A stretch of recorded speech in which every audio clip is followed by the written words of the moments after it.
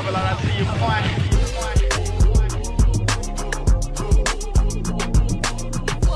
another episode. I am V, and this is the Sussex Set. Welcome to another short set. I told you guys I would be back, and so here I am. Thank you for your patience, and thank you guys for all the love on the video that I posted specifically on YouTube, also on Twitter, because y'all know that's just where, if you're looking for me, you probably find me. But so many of the comments were so nice. Like, listen, guys, I have not been meaning to neglect my channel at all. I have not. But it has been so reassuring and just wonderful to touch bases with a lot of you guys, because you guys know how it was like a weekly thing between all the podcasts, right? Multiple times a week, actually. But just like touching bases with you guys, seeing a lot of you guys avatars again, it's just been really great. So just wanted to let you guys know that I really appreciated that welcome back, and I really felt the love, and so I love you guys right back. That really meant the world to me, so thanks. And if you're new here, I'm V, and this is a Sussex fan, or you may hear us refer to ourselves as a Sussex Squad podcast, where we talk about Harry and Meghan, among other things. But come for the commentary, stay for the community. If you haven't subscribed, now is a good time to do that, just to make sure you don't miss out on any future episodes or bonus drops that I have coming up. And right now you can find me on Twitter, Instagram, YouTube, not TikTok. I created another TikTok, but my old Sussex Squad TikTok, I can't get back into it. I deleted it after that whole Trump stuff in January, and I couldn't get back into it. So that's okay. It's just a bunch of edits that I had on YouTube. So I'm going to create another TikTok channel, and I don't really know what my approach with it is going to be, but just be on the lookout for that, and I'll post that for you guys soon. So let's get into this episode, because Rachel Meghan Markle, Sussex, Mountbatten, Windsor, has been so busy. Like, I can honestly barely keep up. I swear to God.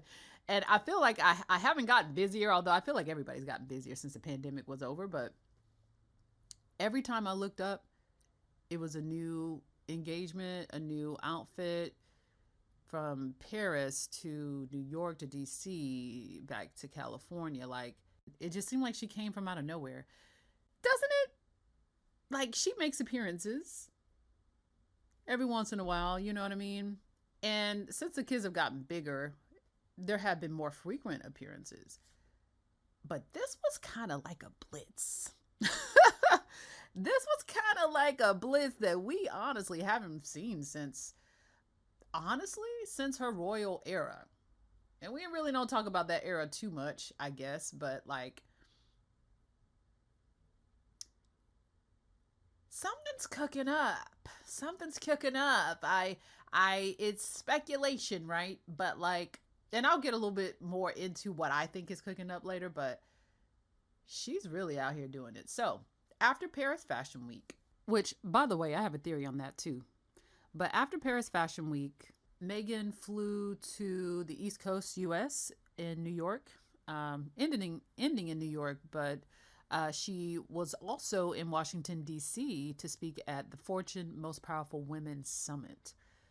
Now, let me tell you what I know about Meghan Markle, okay? Meghan Sussex, the Duchess, okay? She gonna keep a relationship. She gonna maintain a relationship. So if you have been following her for a while, and this is really just kind of like nerding out, Meghan fan type stuff, but you know that even back during the pandemic, there was a summit that she participated in with Fortune, same summit, same name and everything, but it was just in 2020, and it was via Zoom. And so, like I said, this is the same summit. It's just in the flesh. And it's really nice to see her back to what she does best. And that is being a voice for women and girls empowerment, among other things, being a philanthropist, you know, at one point being an actress, but she is a feminist first. And that's why she's my girl. That's why she's my girl. So when she was at the summit in Washington, D.C., I just had to emphasize that. She stressed the importance of financial independence for women. And she talked about balancing her business ventures, her advocacy, and her motherhood. So it was good to hear her talk about all of that. I mean, it's been a while since I've watched a Meghan interview, but it's nice to kind of hear her life updates, as she shares them, over the years. And while there, Meghan was interviewed by Alison Chantel, the editor-in-chief of Fortune magazine, and she asked Meghan about financial independence. It is Fortune magazine, and there's that crossover between financial literacy and women's empowerment. But Meghan responded, financial independence is what gives you the freedom of choice. And I think this day and age, we all need to be able to have our autonomy. There's a huge element of that financial literacy. For that reason, I spend a lot of time on it, especially for young girls and their empowerment. And you know what's so crazy about like the algorithms? Like, I don't have these conversations for me to be worried about, like, well, maybe I'm having it right now. I don't know. But to be worried about my phone picking up on like things that I say. But you guys know how it is. You go to TikTok, Twitter, Instagram, and you haven't told anybody about this thought that you've had. And now you see a video of your complete thought right in front of you, right? It's like predictive. That technology is real, by the way. But so that's why that's happening to everybody. But I said all of that to say, I've been seeing a lot of videos, and it might just be my personal algorithm, but I've been seeing a lot of little TikToks of women, working women, right? So let's say 25 to, 40s, 50s, 60s even, saying, right, get your money. That's been the message. Get your monties. Get your money, because specifically what's underscoring their point is that that's the only buffer you got. Like, that's the only buffer you got. And that's not even just because it's so hard now, with inflation and all of that, but as a woman in general, because we're less than 50 years past the point when women could not even get their own bank accounts. Now, I was not alive when that was the case, but my mama was. She definitely remembers that. Some of you guys may remember that. Could not get their own credit card. Must have a man in order to survive out here in the way that we currently consider the norm. So to know that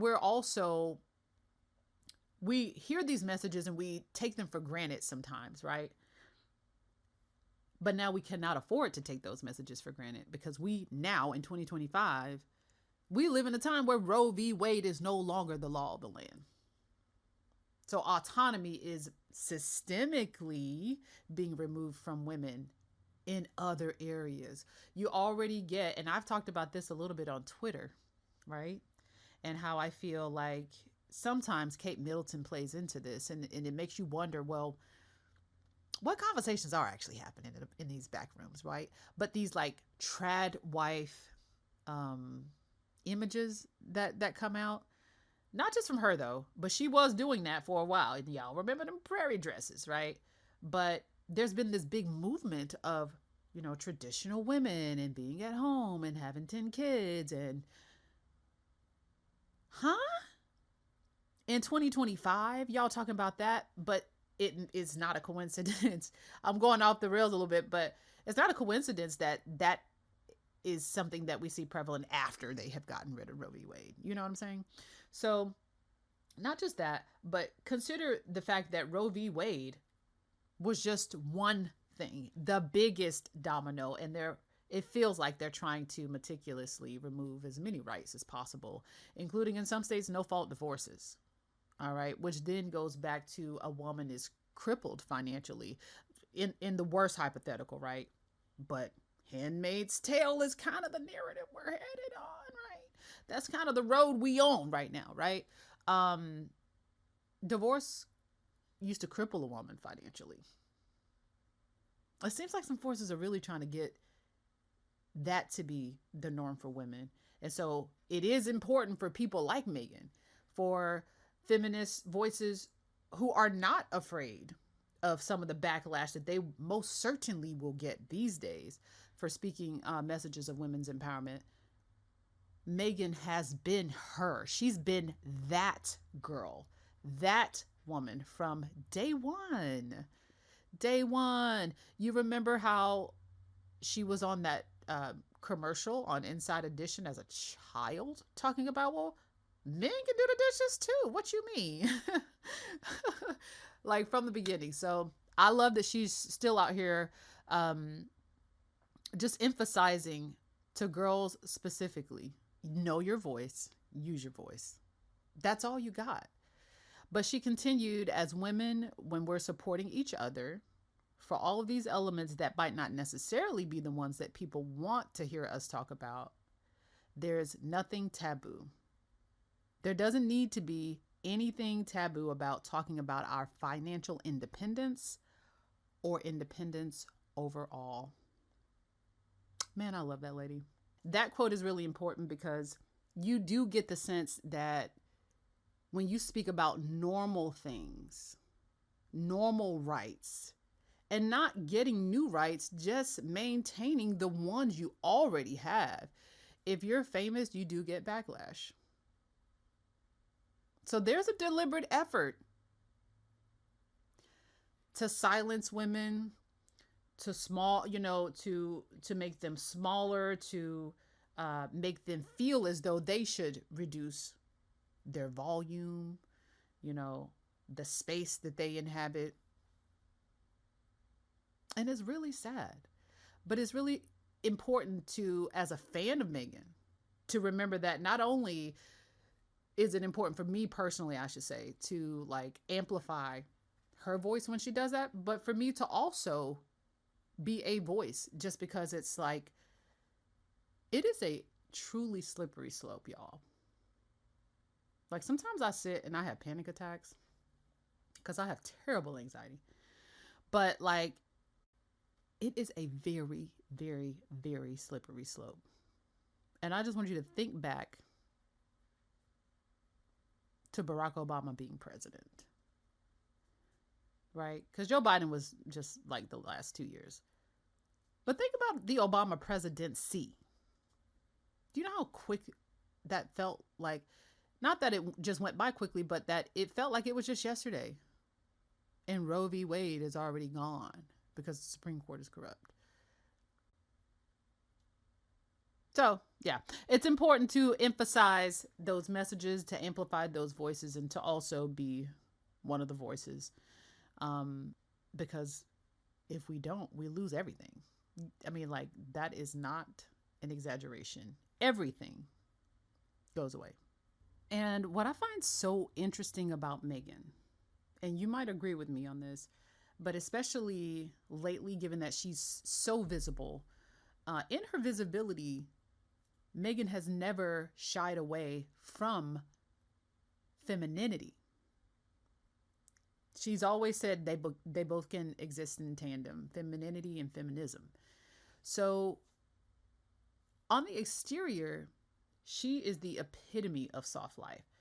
She's going to give you all of the home life type stuff. By the way, not trad wife, because that's different. What Meghan gives you on Netflix is different from trad wife, okay? She's giving you, this is what my home life looks like. But you can see I'm a boss, okay? Because my name is on the show credits as a producer, okay? Archwell Productions. So the way she moves is different from the way a trad wife moves, but she gives you softness. She gives you soft life, right? She cultivates that. Meghan is really good at cultivating an experience. But what you will find is her views on feminism, her views on a woman's place in the world, not just the home, are solid as a rock. Like, she is so solid in who she is at her core. And I fear that in some ways, in a lot of ways for her, specifically with the sort of online bullying that she gets, and these days people are bold to try to find you in person and try to yell something at you so you hear. I mean, because you hear it all the time now, but um, I fear, but I also feel as though this is a good thing, that her message will get stronger and bigger and more powerful to meet the times.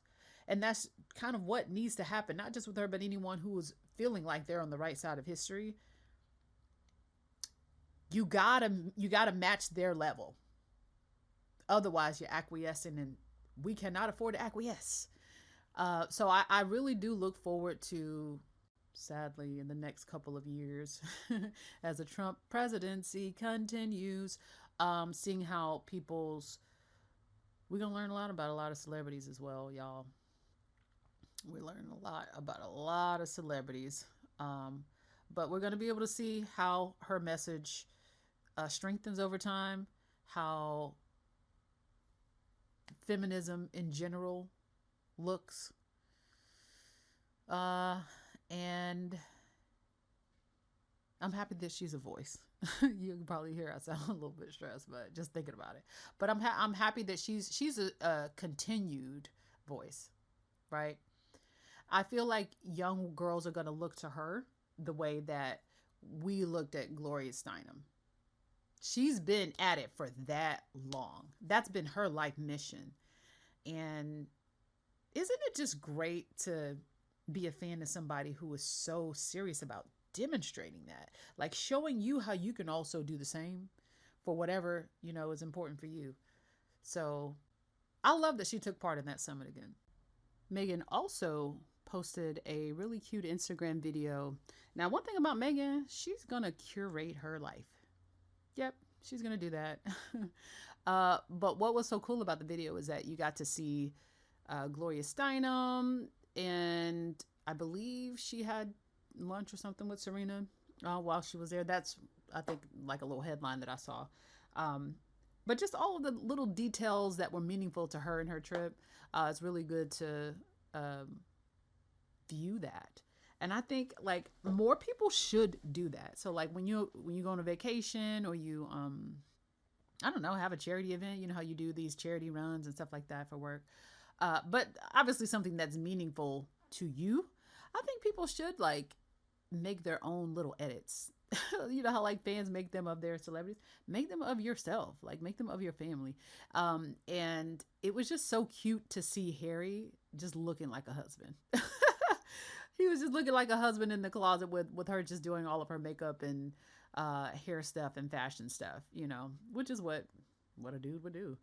But I love that she's not shy about that. Can you imagine if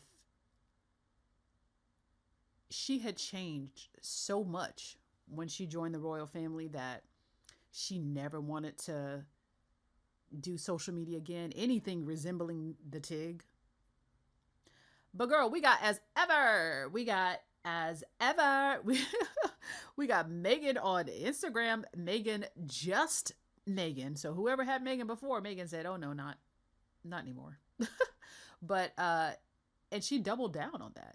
Like, I feel like whoever Meghan was online before, minus the comments, and I'm happy for her for that, because I know it kills them. I know it kills them that they can't like talk shit to Meghan under her comments.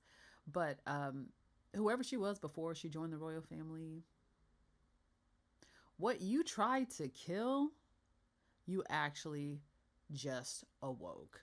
Because she's really going hard. Have you noticed? So I love that. And I believe it was last weekend, she shared a little clip of Lily running in the backyard, just like a photo of her and her daughter at their house. I swear, man, it is so trippy how time flies. That little girl is just like already halfway up Megan. But and then my favorite Instagram that she's ever posted probably is the one where she's framing the two palm trees and it's just the sound. And that that to me is like ultimate curation. And here's what I mean by that.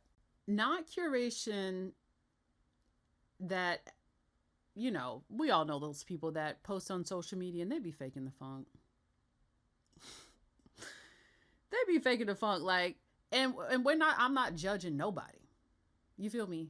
But we know those people. Those people who be on social media too much, right? But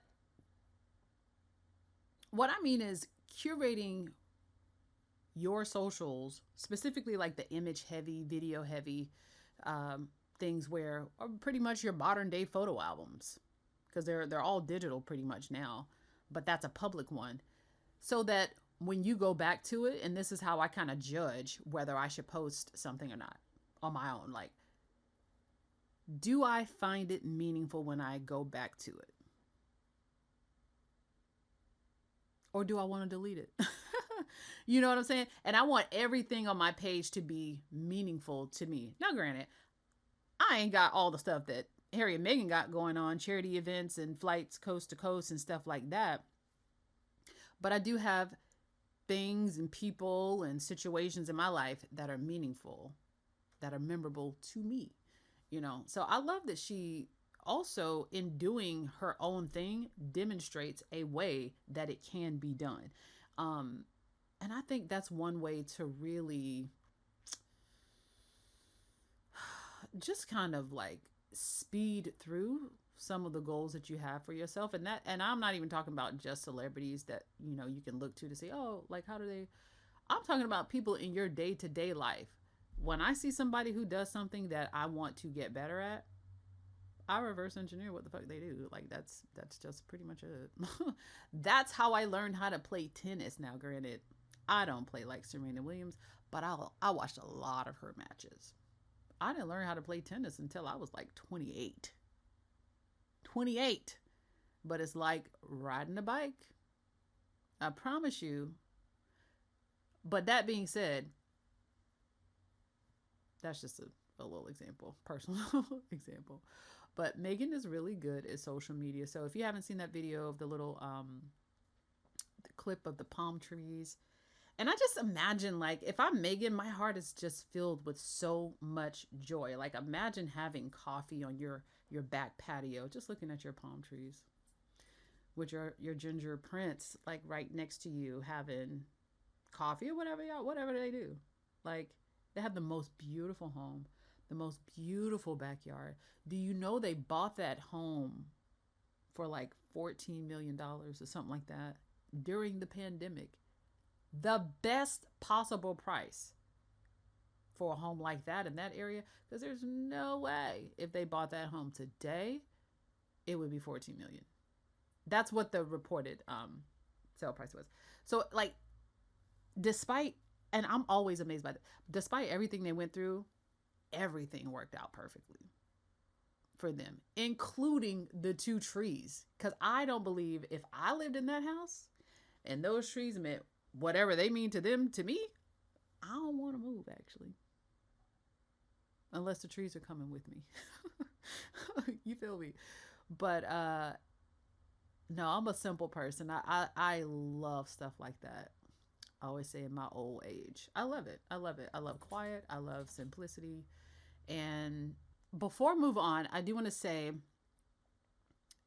in a relationship, like when you're really connected to a person, there is lore that is specific to your relationship, right? The narrative, the stories, the moments, there's just the different moments over your relationship. And I think that's what I'm speaking about specifically, is how she curates that without oversharing, but you build a world with someone. You world build. You meld your hopes and dreams with somebody else. And now it's y'all's thing. And it's just so beautiful the way that she puts that together. And I might have said this earlier, but what gets people so mad, and we're talking about specifically Meghan haters, and I hate to like always address them because I get on my own nerves just kind of referencing them so much. But sometimes it's hard not to, because no matter what she does, especially nowadays with the bots and stuff on Twitter or social media in general, you see her comments are turned off. It's hard to avoid. It really is. Let alone the whole entire British tabloid media who are still doing that. But it's hard to avoid, but that's why they're so mad, because all of these people who are rooting for their downfall, saying Harry, they're still saying Harry should come back to the UK without Meghan. Does it look like he wants to do that? Because when he's standing in his gray sweatpants in the closet while Meghan's getting ready, he looks genuinely happy. You know how when in America's Next Top Model, Tyra Banks used to be like, yeah, you gotta smile. You gotta smile with your eyes. You gotta smile. And then she would look at the camera and wouldn't be smiling, but her eyes would be kind of smiling. That's what Harry looked like. He was actually kind of smiling, but not cheesing. He looks so content though. So not necessarily smizing, but his eyes were definitely very happy. And you can always tell a genuine smile based on like their eyes. But that man is in hog heaven. But certain people are still trying to get him to go back to the UK. He's already, tried to fight for security. They won't give him that. Even though he's a highly notable person, he's a prince, for crying out loud. They won't give him that. Armed security specifically. But aside from that, people who root for them to fail, they look at their life. They look at those types of social media posts from Meghan, because Harry doesn't have one, and they hate it. And you want to know why they hate it? And this just gives me so much motherfucking glee. They hate it because it's real. They hate it because they cannot doubt it. Right? They can't doubt it. And they demonstrate very openly, not too much, you know what I'm saying? Because there is a line. But they demonstrate openly, and hear what I'm about to say. Not just their love for each other, but their love for their marriage. Their marriage. All right? The institution that they are in together. All right? That they're building within. Do you know that takes work?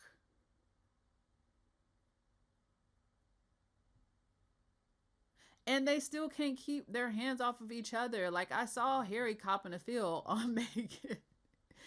And it's just nice to see people that have been married almost 10 years still be in love. And they hate that it ain't them. They hate that it ain't them. She is a walking, living, breathing example of the quote, they hate us because they ain't us. They hate us because they ain't us. They hate us because they ain't us. Because why the fuck else is anybody unhappy that these two people are in love? So I like that Meghan is really just like, not only do I have my Instagrams, girl, you're going to see my husband loving on me. Yeah, you're going to see it. And this is how we do it. See our palm trees. And I love that because I know Meghan is being like, I know she's like, and they can't comment. I know she has to be like cackling. At least I would be. Anyway, just to pivot, I am going to speculate on something I kind of mentioned at the top of the podcast, but something that may or may not be true. But for the love of God, I hope it is. I actually believe it is, but I ain't got no proof. So there is speculation that Meghan may add to her lifestyle brand as ever a beauty line. Now, that could mean many things. That could be makeup. That could be, I don't know what all falls under there, like ointments, maybe hair care, skin care, things like that. But what prompted the speculation was the clip where it's the same video with Harry smiling in the closet, but it's where she's sitting at her vanity, getting her hair did, and she applies a label-less stick of lipstick as she's getting ready. And if you know what clip I'm referring to, somebody tag me in the comments or tell me what y'all think. Like, let's speculate together because I really need this to be true. But especially on YouTube, because, I usually comment there. But if that is the case, meaning ultimately she does release some type of, beauty line. Remember how like just 2 minutes ago, or maybe probably like 10 minutes ago, I said how you could look to certain people who do things the way that you would want to do them, or maybe give you an idea for how you could do your own thing, allowing somebody to set a precedent for maybe how you want to do something better. Do you know there's a precedent set for Meghan? If this is true, for Meghan dropping hints about her beauty line in this way. And do you know who Meghan fucking emulated? Beyonce. Yeah. Beyonce, because you know the line sacred, curing baldness all over the place. I know folks have been trying to get Harry to do the black or the castor oil, Jamaican castor oil. Oh, Harry, don't listen to this podcast. Maybe we need to get some sacred, because I've seen the befores and I've seen the afters, and Beyonce is doing something, but she was at her vanity right before Sacred drop. I know y'all remember this. If you hide, because if you know me, you know I'm both. She was at her vanity. She had about, I don't know, 30 or 40 products. She's faking like she's doing her hair, her beautiful hair, because like her hair is gorgeous. I'll put the picture in there if you watch it on YouTube. But label-less bottles. And I think like less than a month later, Sacred was out. And Sacred is in stores, right? Go back to that clip. Meghan had not just the lipstick, but correct me if I'm wrong, there were multiple things on that table that had no label. So this is why I believe yes. But also, I don't know if some of y'all remember, but this was during the pandemic. There was a article that Meghan had met with one of her neighbors, who was the CEO of like the world's or America's largest something to do with cosmetics manufacturer or something like that. I have to go back and find it, but that she had a meeting with them, or like a neighbor thing with them, and that was like 2 years ago. But it was just an Instagram video. We don't know, but everybody thought it was just an Instagram post from Beyonce. So everything with that lady is strategic. And what you're finding out with Meghan is the same is true. All right. But Beyonce will always be like, in terms of how you move as a highly visible, highly famous person who doesn't want to share too much, but wants to share the necessary information so that people can make the connections. She teaches so many of y'all's favorite or people's favorite celebrities of how to be a celebrity, how to be like a mega star, right? You can drop little hints, But I believe she's going to be coming out with something. So I got to go back and look and see specifically what types of things. I think it was like a couple of compacts, definitely the lipstick, and I don't know. We'll see. But I will tell you this. If she releases anything in that realm, she might very quickly become a billionaire. She might very quickly become a billionaire. And if you think about all the things that I've been saying in this episode, she's talking about financial security. She's already financially secure. But it wasn't very long ago. She really didn't have much by comparison, right? When we look at the life that she's living now, and she's always been that person, right? She's always made her life exactly what she wants it to be. But when she left, fleeing for basically running for her life, right before the lockdown, I ain't gonna say they ain't had no money, right? But they had to stay at somebody else's house. They had to stay at Tyler Perry house. They had to hitch a ride on Tyler Perry plane. And as far as they shared, because keep in mind, by this point, a memoir has come out, Oprah interviews happen. All they had was what Princess Diana gave Harry's inheritance money, and whatever the Queen left to him when she passed. That's it. That's it.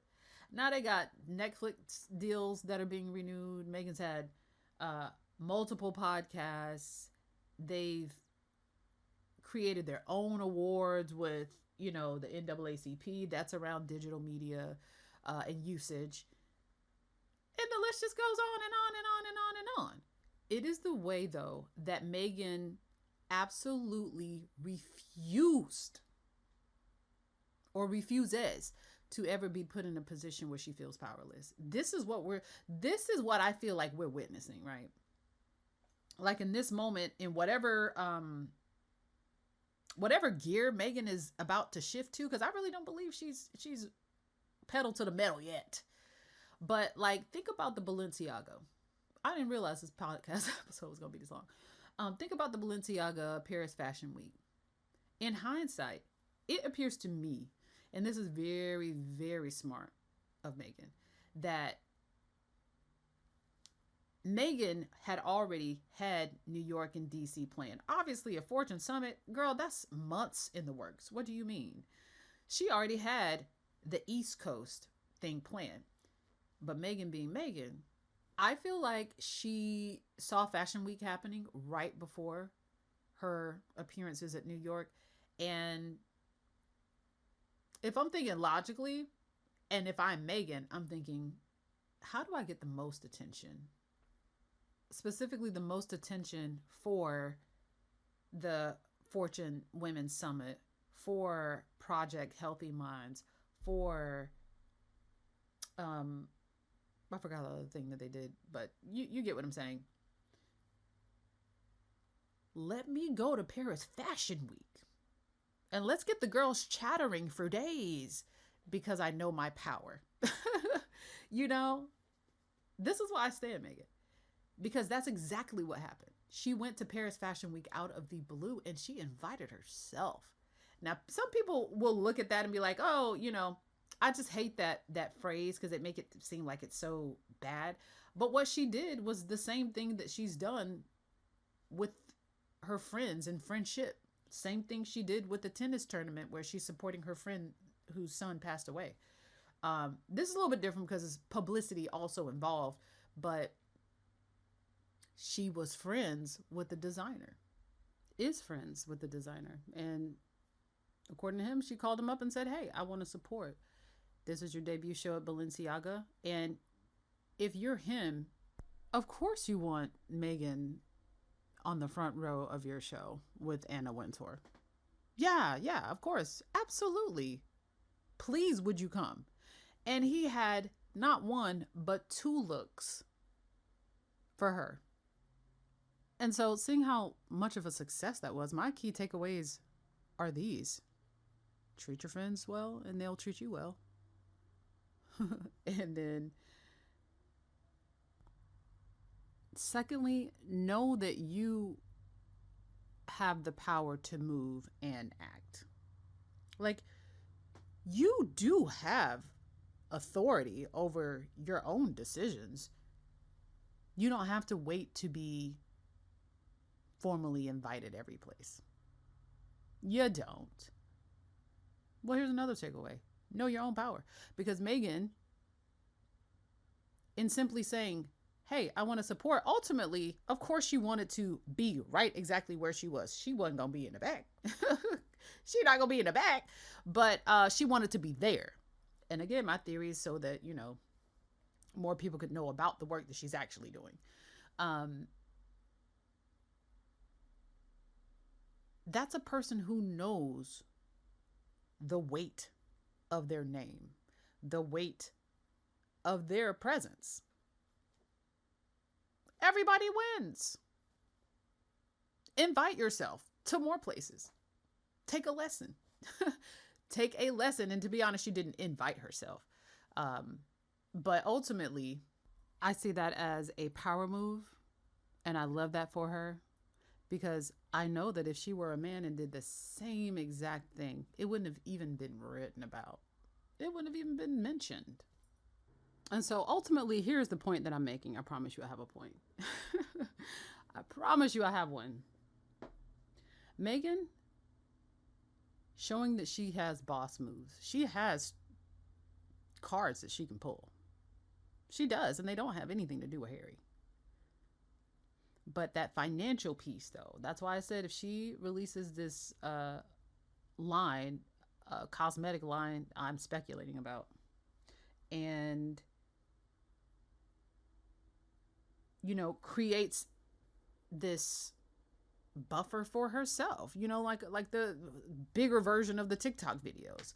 Get money. That's the only buffer you really have in this world as a woman.